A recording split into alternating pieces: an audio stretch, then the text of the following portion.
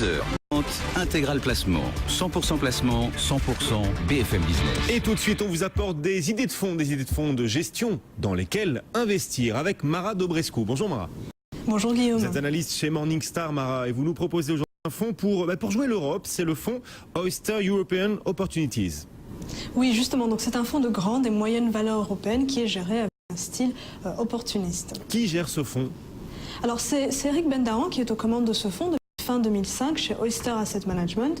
Il avait déjà bâti une bonne expérience en gestion chez AXA avant de rejoindre Oyster.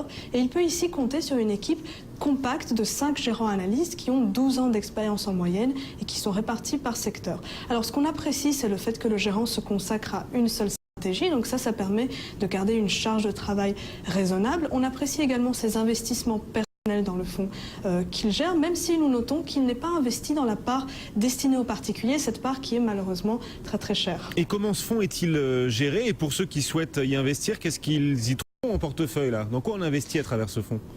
Oui, alors c'est une approche bottom-up qui est affranchie de tout indice et qui laisse une grande liberté aux gérants pour exprimer ses convictions. Alors si on regarde le dernier portefeuille collecté par Morningstar, fin septembre 2013, on voit que le cœur de ce portefeuille est vraiment constitué de titres de croissance, comme Richemont dans la consommation discrétionnaire, ou Magnit, qui est le pionnier de la distribution discount en Russie.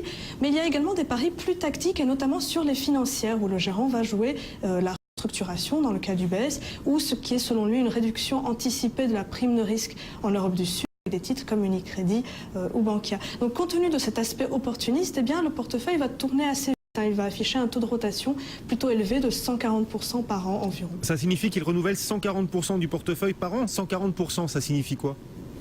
Alors ça signifie qu'un titre va être gardé en moyenne en portefeuille pendant les 3/4 d'une année, en fait. Moins d'un an. D'accord. Et ça donne de bonnes performances? Ce fonds affiche de bonnes performances?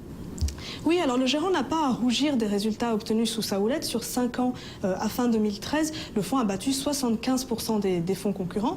Pris toutefois d'une perte plus importante en marché baissier qui est liée au fait que le fonds investit de façon assez conséquente dans les mid-cap pour environ un tiers de son actif.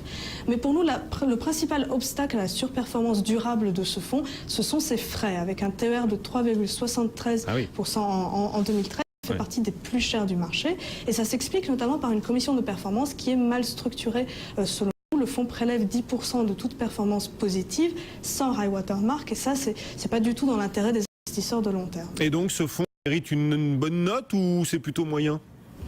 Justement, donc nous apprécions le gérant, nous apprécions son approche, mais vraiment les frais prohibitifs qui sont facturés aux investisseurs tempèrent notre enthousiasme et ils nous empêchent d'avoir une conviction sur le potentiel de ce fonds. Ça se traduit donc par des analystes Morningstar neutres pour ce fonds Oyster European Opportunities. Trop cher ce fonds et des frais mal structurés. Donc Oyster European Opportunities. Merci beaucoup Mara pour ce décryptage.